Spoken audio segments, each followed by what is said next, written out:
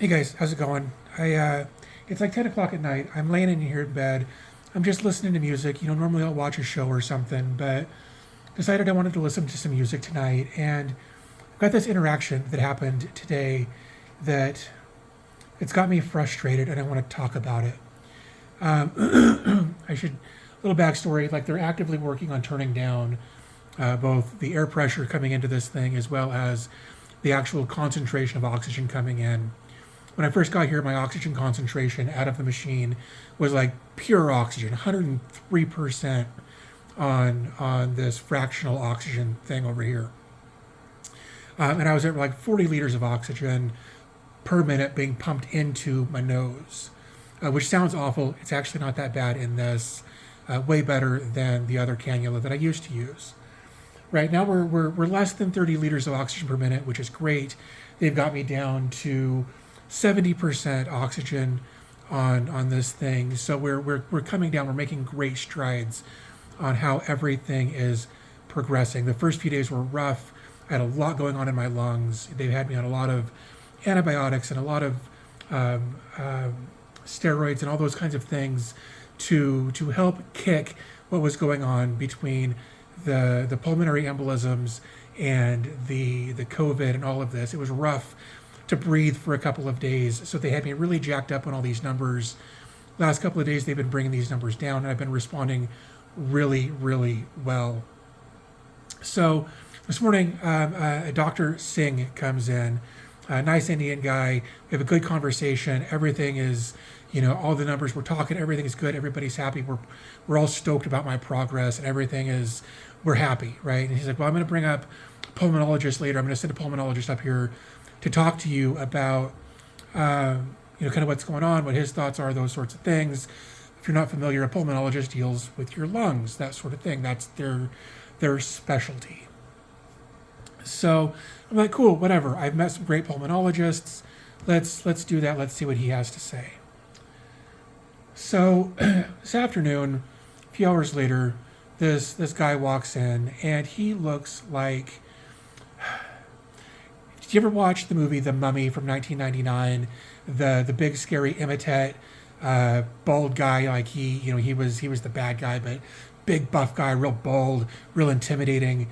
Kind of the antithesis of that guy, real scrawny. Like think of that guy's little brother who only read math books, right?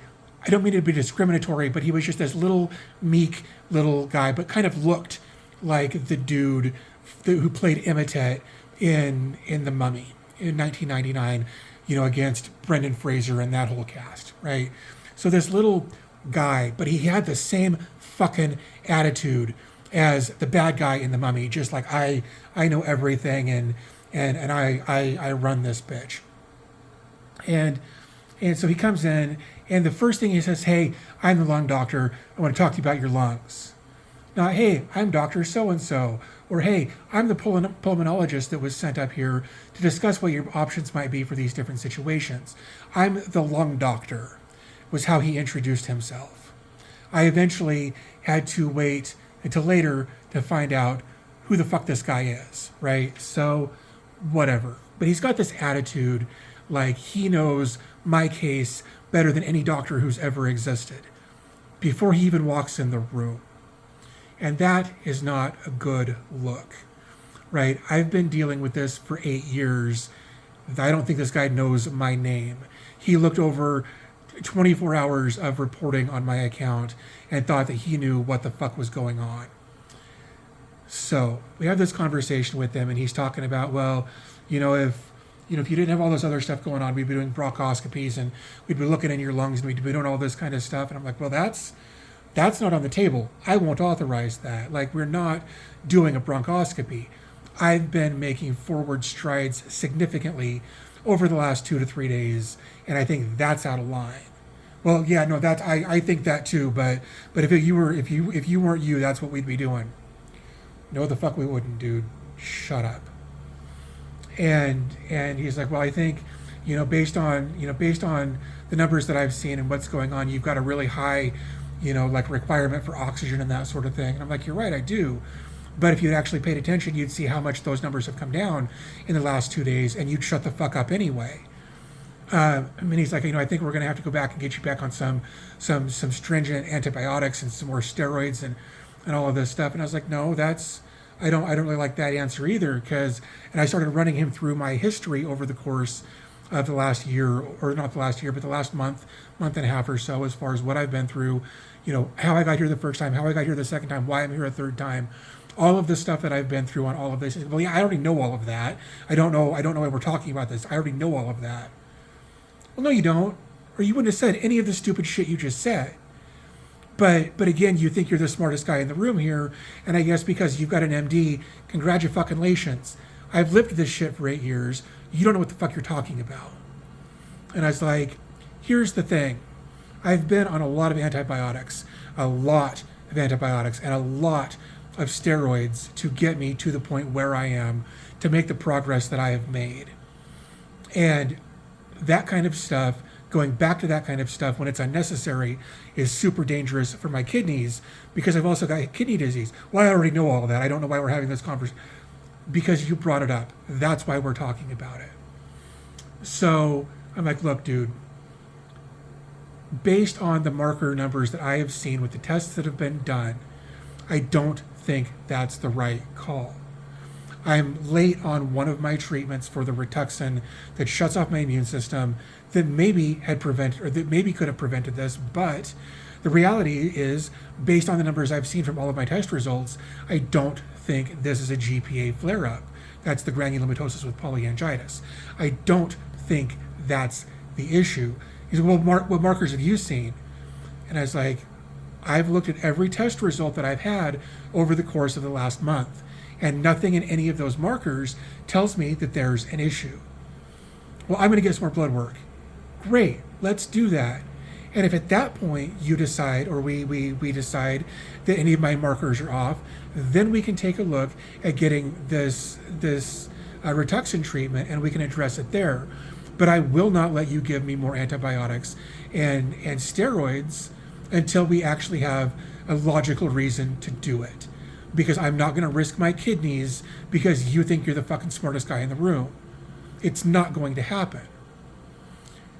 So he has his last little bit of words and whatnot, which didn't amount to fucking anything, because I'm done listening to this guy at this point. Like, he doesn't know me from anybody. He looked at like 2 days of reporting and made a whole lot of decisions based on not knowing my history at all. And that really upset me. So a few hours ago, somebody came in, took some more blood, whatever. I've had so much blood taken out of me over the last month that I don't even flinch anymore. It's just that taken out of this hand hurts, right? And they come in and they do their butterflies. You can see like all of the pokes. That's just my left hand. My right hand is the same thing, bruised up, all kinds of pokes all up and down. I look like I'm a goddamn heroin addict. That's just them taking blood 2 or 3 times a day with their butterflies. Anyway, so this phlebotomist comes in. She takes the one little tiny vial of blood and leaves. Fine, whatever.